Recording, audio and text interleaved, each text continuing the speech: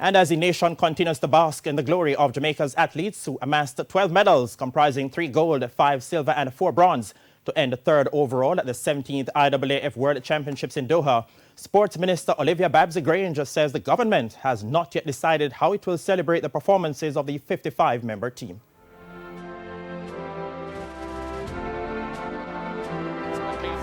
Made the final here in the Khalifa. I can't preempt by saying anything at this point because I will have to go back and discuss it with the Prime Minister and with Cabinet. But of course our athletes are deserving, and at the appropriate time we will see.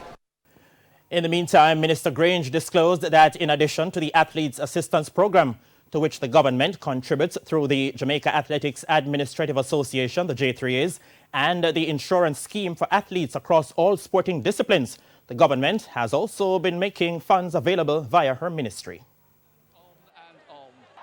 66.94.